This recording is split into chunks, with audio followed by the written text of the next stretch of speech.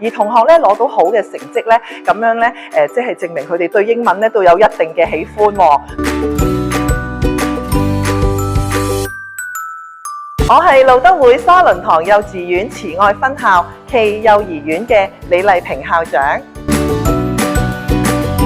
我哋嘅辦學宗旨都係以基督教教育精神，致力為2至6歲嘅小朋友提供優質嘅幼兒學前嘅全人發展教育。我哋嘅團隊咧都係充滿愛心同埋熱誠嘅。我哋喺學校裏邊咧營造一個充滿歡樂嘅環境，同埋提供多元嘅活動，咁咧去培育小朋友喺靈、德、智、體、群美各方面嘅均衡發展。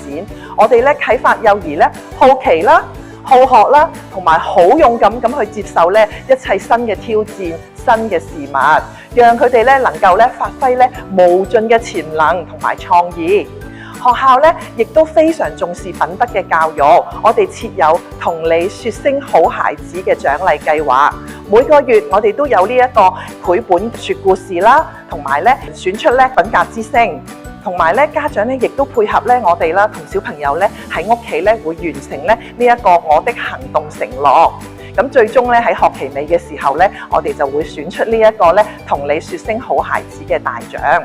咁我哋咧同家長咧亦都建立咗咧互信啦，同埋平等嘅關係。最重要係因為我哋咧大家都有共同嘅目標，我哋都希望培育我哋嘅小朋友咧能夠咧健康快樂咁成長啦，同埋滿有自信咧愛心嘅。最緊要咧就係咧識得愛己愛人，就好似沙倫堂嘅校訓一樣，立己立人，日新又新。我哋咧希望小朋友咧能夠品行承德，持續進步。學校嘅課程特色咧，都係以貼近咧小朋友嘅生活經驗咧，就作為咧呢個主題嘅。咁我哋都係咧以遊戲設計咧為骨幹啦。咁我哋咧以呢個咧賦權啦、表達啦、探索啦3樣嘢咧，就作為咧我哋教學設計嘅策略。咁我哋咧透過賦權俾小朋友啦，讓小朋友咧有得揀啦，可以咧自己話事啦，咁去參與各項嘅遊戲同埋設計各項嘅遊戲活動內容。同時咧2至6歲嘅小朋友咧腦部嘅發展咧，正值咧係語言發展區嘅黃金期，而我哋嘅老師咧亦都曾經參與過咧有關於咧以腦科學為本嘅學語教嘅培訓啦。咁所以老師咧都好知道咧，我哋嘅小朋友咧都需要咧我哋大人咧係提供咧好多嘅機會咧，讓佢哋去表達嘅。咁另外咧就係話喺探索嗰方面咧，老師咧都會喺唔同嘅遊戲區角嗰度咧提供咧唔同嘅工具啊，或者一啲物料啊，咁俾小朋友咧可以咧同師生互動啦，或者新生互動，咁就讓佢哋咧透過咧遊戲裏邊咧就去學習點樣同人哋合作啊，解決困難啊，咁咧就提升佢哋咧探索嘅學習動機。其實咧，而家香港嘅學前教育咧，都已經咧用緊2文3語嘅教學模式嘅。咁當然啦，2至6歲嘅小朋友嘅發展階段咧，正都係佢哋嘅語言黃金期啦。咁所以咧，小朋友咧學習咧第2、第3種語言嘅時候咧，普遍咧都係會用呢一個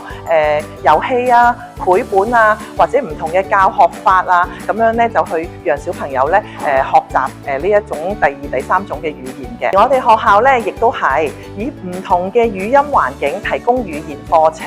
真人互動、肢體遊戲。我哋咧亦都參與過咧教育局嘅語常會啦，咁佢教我哋咧用呢個英文繪本咧同小朋友共讀喎，咁就可以咧配合咧唔同能力嘅小朋友咧去學習英文。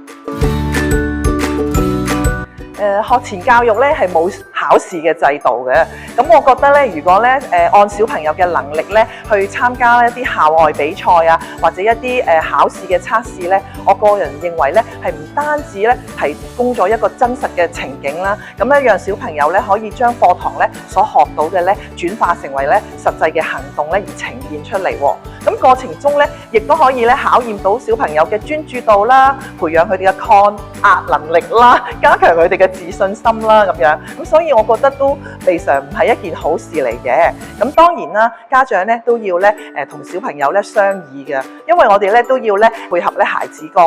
性格啊、興趣啊咁樣，同埋咧設定一啲合理嘅期望。咁就算咧遇到挫敗嘅時候咧，等佢都知道咧有屋企人嘅支持。咁我哋咧都要尊重翻咧小朋友嘅意願嘅。英英文課程方面咧，我哋都係透過 storybook 啦、bonus book 啦，同埋咧校本製作嘅英文小書，內容咧都係一啲咧比較常用同埋生活化嘅 vocab 啦、songs 啦、show and tell。我哋咧安排咧本地嘅老師咧就提供語言嘅課程，咁咧就建立咗一啲基本嘅詞彙啦，同埋咧一啲簡單嘅文法。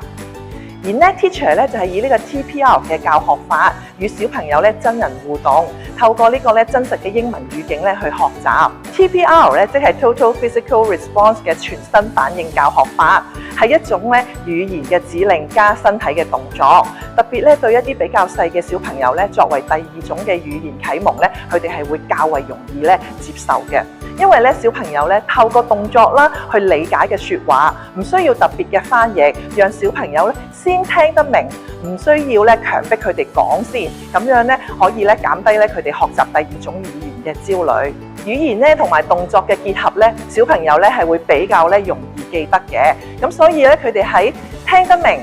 做動作，最後自自然然就會開口講。TPR 呢個教學法其實係一種快樂嘅學習方式，比較咧適合我哋咧學前嘅小朋友嘅。